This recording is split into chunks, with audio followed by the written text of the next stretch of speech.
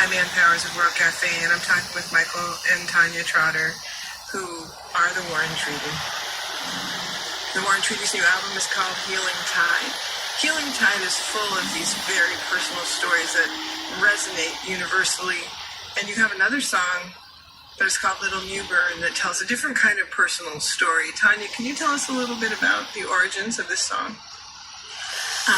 Well, that's when my dad grew up, my grandparents, and I took Michael down there to my grandparents' farm, and every summer we would go down there. The last day of school, my parents would drive us down to New Bern and pick us up the day right before school started, and there was just so many great memories of my grandparents and all of my, I think 30 cousins were down there, so this was summer camp for